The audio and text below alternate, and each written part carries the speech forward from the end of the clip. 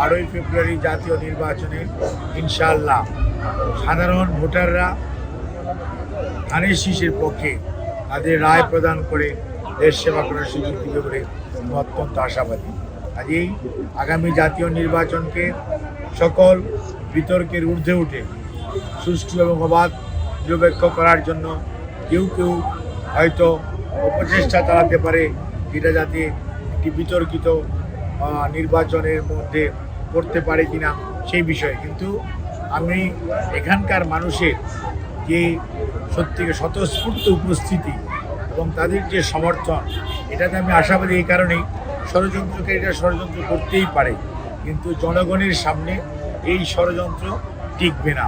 অনেকে অনেক ধরনের কথা বলেন, কেউ কেউ বিভিন্নভাবে নিজেদের আপনার বডি ল্যাঙ্গুয়েজ এবং নিজেদের ল্যাঙ্গুয়েজকে অত্যন্ত অসংযতভাবে আমরা দেখতেছি পথসভার মধ্যে ওনারা বলার চেষ্টা করছেন, অর্থাৎ এক ধরনের উস্কানিমূলক কর্মকাণ্ড করছেন, যেটি সত্যিকার অর্থে রাজনৈতিক পরিবেশ ক্ষুণ্ণ করার অপচেষ্টা।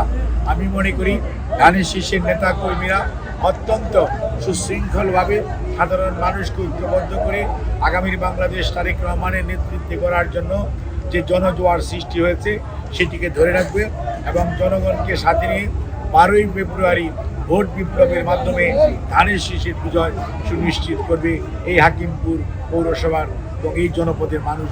একমাত্র স্মার্ট সিটি বসুন্ধরা, আধুনিকতায় এক ধাপ এগিয়ে।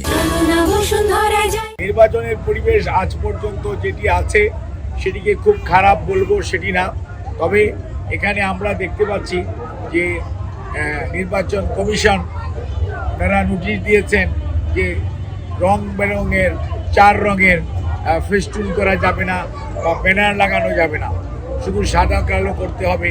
কিন্তু ওনারা আমরা কোনো প্রার্থীর আমরা দেখছি যে এই 4টি উপজেলা এবং 3টি পৌরসভার মধ্যে তারা বেশ রং বেরঙের ফেস্টুন লাগিয়েছে এবং কথা ছিল পচনশীল দ্রব্য দিয়ে করতে হবে, কিন্তু এগুলো পচনশীল দ্রব্য দিয়ে করা নয়।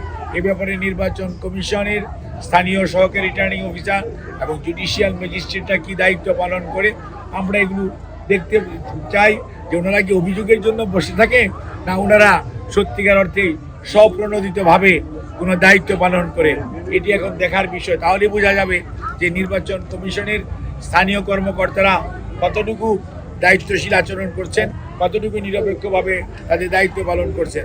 আমরা আশাবাদী তারা নিরপেক্ষভাবে দায়িত্ব পালন করবেন, কারণ ভোটাররা কিন্তু এবার সচেতন।